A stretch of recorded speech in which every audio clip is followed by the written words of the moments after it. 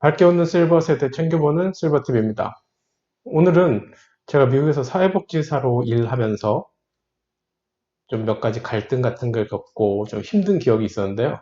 그 주된 갈등의 원인들이 같은 한국 사람들로부터 이렇게 받은 경험이 좀 있어서 그럼 오늘은 좀 그런 부분에 대해서 여러분들과 한번 얘기를 좀 해볼까 합니다. 석사 과정을 마치고 저는 사회복지사로 취직을 하게 됩니다. 시카고에 있는 한인 연장자들, 즉, 이 한인 노인분들 상대로 하는 그런 노인복지센터였습니다. 뭐, 직책은 디렉터였어요, 그래도.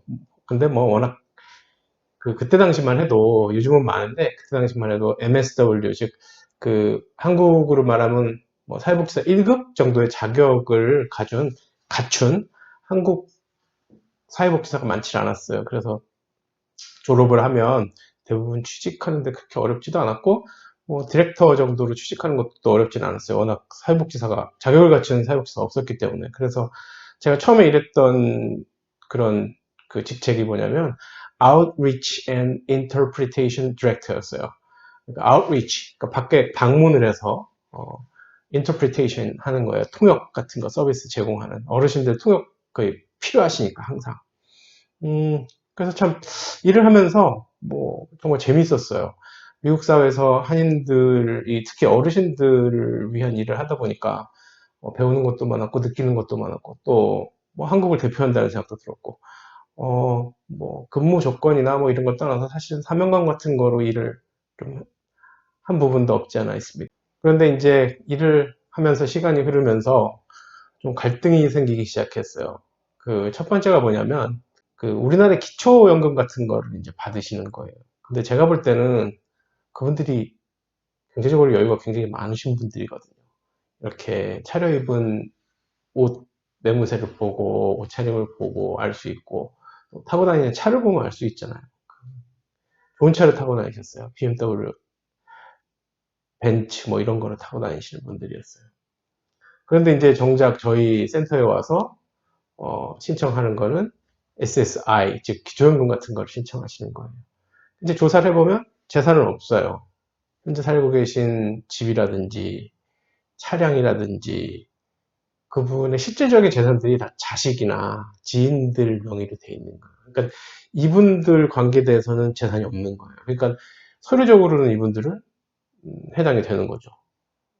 그러니까 좀, 좀 그랬어요. 예. 그래서 저 같은 경우는 직접 그분들하고 얘기를 해서 신청을 하는 거니까 보면 알죠. 예. 그리고 되게 그것만으로도 제가 마음이 좀 불편했는데 음, 이분들의 태도도 굉장히 좀 마음에 안 들었어요. 막 굉장히 당연한 권리인 것처럼 뭐 그런 게 좀 있었어요. 막 본인들이 굉장히 똑똑하고 막 현명해서 찾아먹는다는 생각을 하고 계시는 거죠. 그 당시 제 기억으로 1인당 한 500불 뭐 이쪽 저쪽이었고 두 분이면 한 800불 이쪽 저쪽이었어요.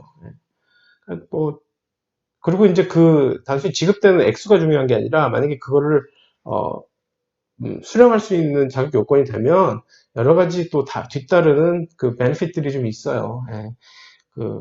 병원 이용한다든지 약값을 지원을 받는다든지 또 노인 아파트 같은 데 들어갈 때 또 유리한다든지 자격 요건이 된다든지 하여튼 여러 가지 또 베네핏이 있어서 미국에 계시는 어르신들은 시민권을 따려는 이유가 사실은 그러한 뭐 요인도 없지 않아 있었어요. 정말 영어도 못하시는 분들이 시민권 공부 열심히 해서 또 시민권 취득을 하시는 경우가 많았거든요.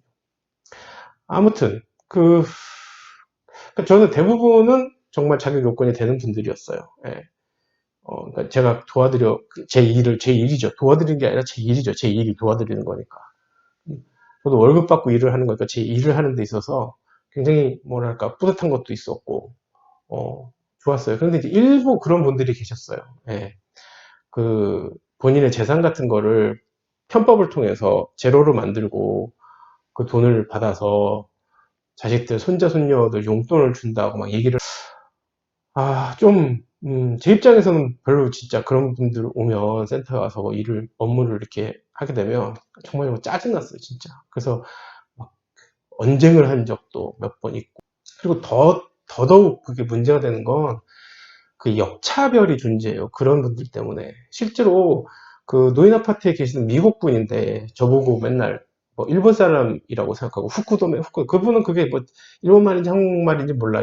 그냥 뭐 어디서 배웠는지 모르겠는데 그냥 그게 아시아에서 쓰는 이름이라고 본인은 알고 있어. 그래서 저하고 좀 친해져갖고 저 볼 때마다 후쿠도메, 요 후쿠도메 막 그랬어요.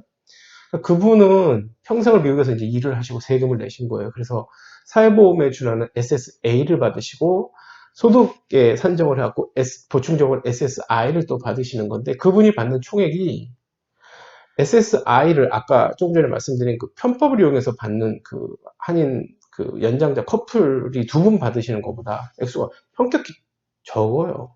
그건 제가 일을 하니까 알잖아요. 그러니까 이게 형평성 문제에서 말이 안 되는 거죠. 역차별인 거죠. 그 미국 할아버지 입장에서는 말이 안 되는 거죠. 본인은 미국 사회 그 사회복지 연금 뭐 이런 거 관계돼서 세금을 평생 내고 이제 그 사형 그 사회보험하고 본인이 그걸 부족해서 보충적으로 좀 받는데 저기 한국에서 온 커플은 기여한 거 아무것도 없고 뭐 자식들 때문에 미국 와서 일정 정도 영주권 받고 시민권 받아갖고 세금도 하나도 안 냈거든요.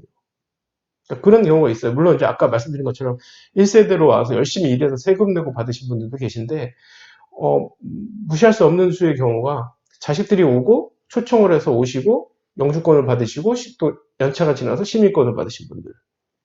그러니까 그분들은 어떻게 보면 기여한 게 전혀 없어요. 예. 세금을 낸 것도 없고. 그런데 시민권이 있고 나이가 65세 이상이고 소득이 없다는 이유로 혜택을 받는 거예요. 그러니까 제 입장에선 그게 좀 밸런스가 안 맞는 거예요. 그래서 좀 일하면서 굉장히 좀 스트레스 받았어요. 그 문제 때문에 막 창피하고. 더더군다나 오늘 여러분들께 이 말씀을 드리는 이유는 딱 하나예요. 우리나라에 와 있는 외국인들에게 손가락질 하지 마시고 비난하지 말아주세요. 이제 이 세계가 이게 세계화가 됐잖아요. 우리가 사는 세상이.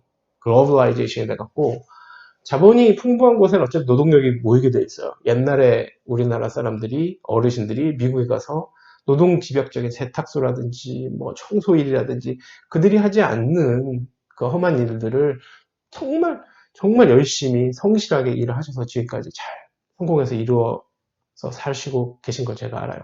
미국은 그래도 이민국가 이민자들이 이렇게 상당 부분 노동력의 비중을 차지하는 국가이고 또 사회 자체가 이민자들에 대한 어떤 법적인 보호 장치가 어느 정도 돼 있는 최소한의 것들은 돼 있는 국가라서 그게 가능한데 우리나라는 지금 이제 어느 정도 우리나라의 삶의 수준이 올라가니까 외국에서 우리나라에 돈 벌러 오신 분들이 있어요.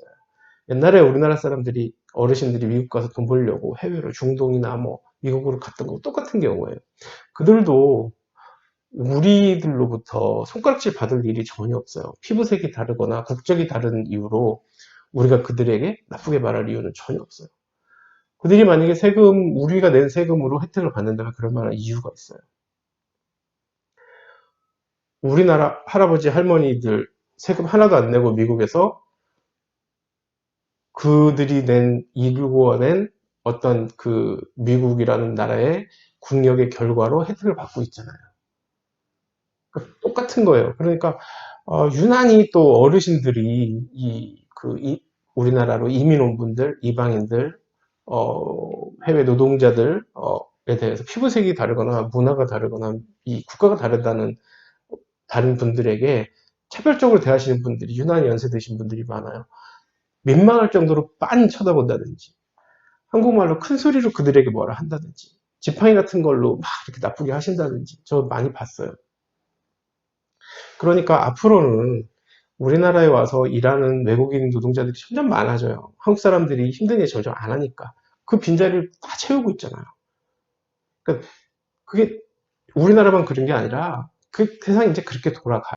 그리고 이제 그들이 여기서 경제적인 어떤 여건을 만들고 능력이 되면 그들이 비즈니스를 직접 운영을 해요. 이미 이제 그런 분들도 있는 걸로 알고 있어요. 직접 가게, 식당 같은 거 운영하거나 가게 운영하고 합당한 세금 다 내고 그분들은 우리나라에 기여하고 받는 거예요.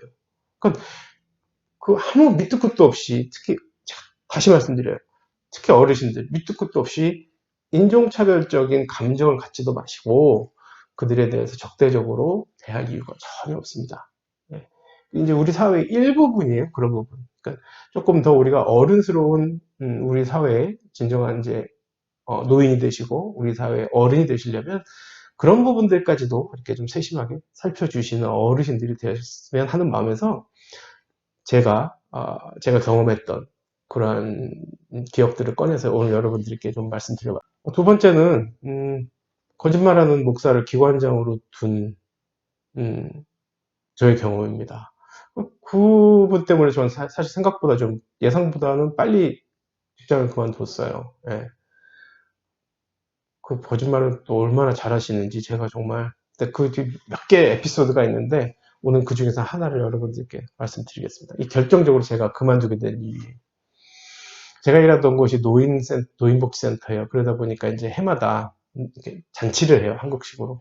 한 곳에 어르신들 초청해서 한 800명 정도 되는 규모로 해서 매년 잔치를 해요. 그럼 제일 좋은 게 또 한국 전통 무용 이런 거잖아요. 그래서 그 해에 한국에서 전통 무용 하시는 분들 초빙을 했어요. 그래서 그분들 모시고 이제 행사를 잘 하고 이제 그분들 뭐 원하는 게 뭐냐 우리가 이제 해드리겠다 이렇게 했더니 그분들이 동부 지역인 나이아가라 폭포 구경을 좀 여행을 하시고 싶다 하셨어요. 그래서 뭐 그분들 그때 한 4분인가 5분 정도 되는 걸로 알고 있는데 이제 그분들을 모시고 저는 시카고에 있었으니까 중서부고 동부니까 거리가 좀 돼요. 그러니까 그분들을 모시고 저희가 동부 지역에 가서 이제 여행을 시켜드리는 거예요. 왔다 갔다 차량으로 이동하기로 했어요. 그러다 보니까 이제 그분들을 모시고 운전도 해야 되고 뭐 이것저것 챙겨드려야 되고 그러니까 비서를 하는 거예요. 한 2박 3일, 3박 4일 정도인가 뭐. 그래서 저는 그게 저희가 그 행사를 하기 전에 나눴어요. 저보다 위에 이제 계신 또 그 형님뻘 되는 분이 계셨는데 그분 지금 한국에서 교수하고 계신 분이에요. 그러면 이제 이렇게 얘기가 된 거죠. 주중에 야근을 할래? 아니면 주말에 그분들 모시고 동부로 나이아가라 폭포를 갔다 올래? 그 이제 제 위에 그 형님뻘 되는 분이 이제 나이아가라 폭포를 가기로 하고 저는 이제 주중에 이제 그 행사로 거의 일주일 동안 야근을 하기로 했어요. 그런데 그 행사 끝나고 이제 그분들이 나이아가라 폭포 구경을 하러 가기 바로 전날인가 전전날에 갑자기 자기가 못 가게 됐다는 거예요. 네. 그러니까 젊은 사회복지사는 그때 그나마 그 형님뻘 되는 분하고 저하고 둘이었는데 한 분이 그리고 약속을 이렇게 해놓고서 나자빠지니까 저는 저한테는 이제 책임이 오는 거예요. 그러니까 저는 좀 어, 그렇죠. 예. 주말에 쉬려고 주중에 열심히 야근을 했는데 근데 뭐 사람이 없으니까 또 저도 입장이 난처한 거예요. 그래서 그거를 이제 저희 기관장하고 얘기를 했어요. 난 내 일을 다 했다. 땜빵으로 대타로 가는 거니까 대신 주말 끼고 한 부분에 대해서 나한테 보상을 해달라.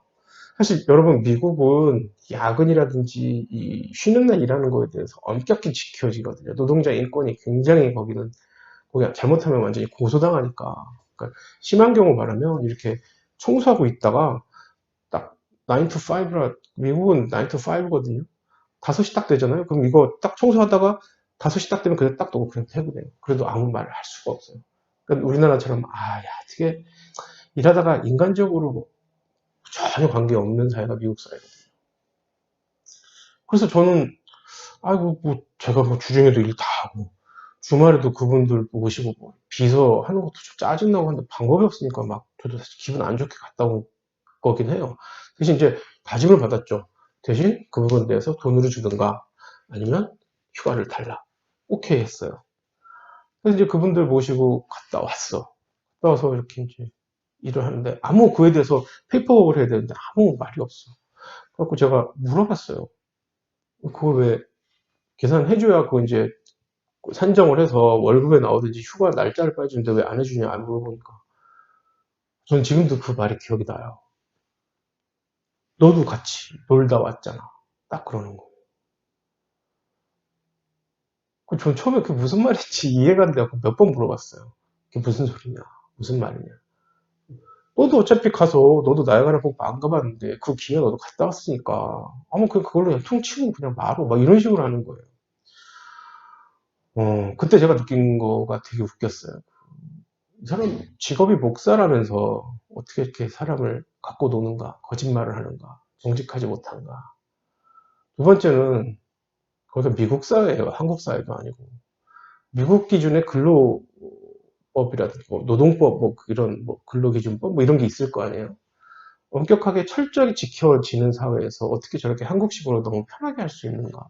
그러니까 굉장히 저는 놀랐어요.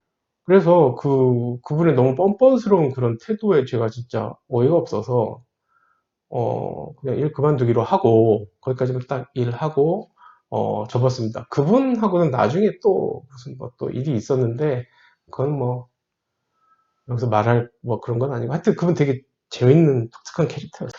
그러니까 보통, 아시는 분은 아실 텐데, 미국에 사는 한국 분들이 욕을 먹는 이유가 뭐냐면, 유리한 쪽으로만 해요. 이렇게. 미국식, 한국식. 그러니까 그분 같은 경우는, 그 기관장 같은 경우는 저를 꼬셔서 데리고 갈 때는 미국식으로 한 거죠. 해주겠다, 해주겠다, 해주겠다. FM 원칙대로. 갔다 와서 한국식으로 하는 거죠. 뭐 너도 같이 갔다 왔잖아. 그 뭐, 좀 좋은 거지, 네가. 넘어가. 뭐 이런 식으로. 그 외에도 제가 미국에서 이렇게 좀 살아보면 한국 분들이 어느 경우에는 한국식으로 하고 어느 경우에는 미국식으로 하는 경우가 있어요. 그것 때문에 한국 사람들끼리 막 다투기도 해요. 맘도 상하고. 이게 참 좀 웃겨요. 게다가 그분이 또 목사라는 직업을 갖고 있는 분이에요. 네.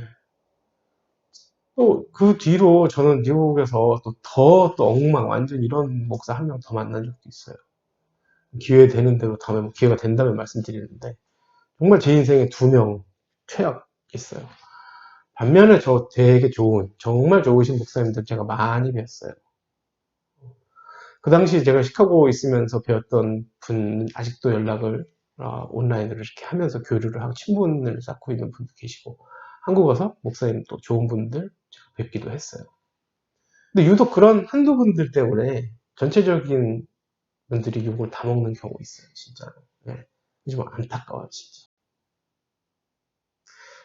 이렇게 제가 사회복지사로 미국에서 일하면서 한인 1세대 분들의 그런 어떤, 제가 볼 땐 교활한 방법이에요. 우리나라도 있어요, 그런 분들이. 서류적으로 제로로 만들어 놓고 모든 거를 다 누리고 사시는. 예, 그건 어떻게 시스템이 그런 부분까지는 다 잡아내지 못해요. 그래서 혈세가 되는 거죠. 그런 경우가 있는데, 그런 부분들을 좀 말씀드렸고, 또 제 인생에서 정말 기억하고 싶지 않은 그런 어떤 목사 한 명에 대한 얘기도 좀 여러분들 드렸어요. 저는 뭐 되게 좋은 경험 했다고 생각해요. 사회복지 시설이나 에서 일하는 기관장이나 사회복지사들 그냥 좋은 일 하는 사람들 아니거든요. 예. 그냥 좋은 일 한다고 해서 그냥 다들 아이고 좋은 일. 제가 어디 가서 전공 사회복지입니다 하면 다들 그러세요. 아 좋은 일 하시네요. 그럼 저는 그렇게 얘기를 해요. 제 직업인데요. 좋은 일 나쁜 일 아니고 제 직업이에요. 예. 좋은 일 한다고 해서 그냥 주위에서 주어진 대로 하라는 대로 그냥 아무 말 없이 묵묵히 무조건 헌신해야 되는 시대는 지났어요. 이제는 사회복지 1급 따기 위해서 어마어마하게 공부도 해야 되고 또 전문성도 갖춰야 되는 시기거든요. 그러니까 그게 남을 돕고 싶은 마음이 있든 없든 내가 그 전문직에서 내가 원하는 것을 얻으려는 게 하는 세상이에요. 그러니까 사회복지사라 해서 남을 도운다 해서 좋은 일 한다 해서 너는 그냥 이렇게 살아가라 라고 그 전형적인 전통적인 선입관을 갖고 그들을 판단하는 건 옳지 않다고 저는 생각해요. 물론 사회복지 하시는 분들도 사람이니까 실수할 수 있고 잘못할 수 있죠. 네, 그거 바로 잡으면 됩니다.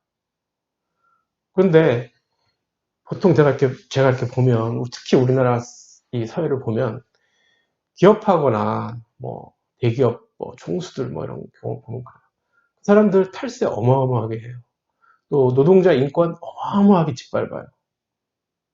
근데 그분들에 대해서는 사회적으로 막 지탄을 막 심하게 하지 않아요. 그냥 뭐 어떻게 어디 검찰 가면서 사진 몇 번 찍고 뭐 인사 한 번 하고 또 끝이에요. 사회복지하는 사람이 이렇게 조금 실수 이렇게 하면 막 사회적으로 엄청나게 막 매장을 시켜요. 사회복지하는 사람이 그래 어떻게 사회복지는 직업 중에 하나예요. 네. 오늘은 제가 미국에서 사회복지사로 일하면서 겪었던 그 한인 연장자 분들과의 갈등이라든지 또 제가 같이 일했던 기관의 기관장과의 그런 어떤 별로 좋지 않은 추억들에 대해서 여러분들께 얘기했습니다. 뭐 저한테는 좀 아픈 추억이긴 하지만 그로 인해서 저는 배운 점이 좀 상당히 좀 있었습니다. 여러분을 챙겨보는 실버TV, 공명정대하고 사회적 정의가 살아있는 우리 사회가 되기를 원한다는 말씀을 드리겠습니다.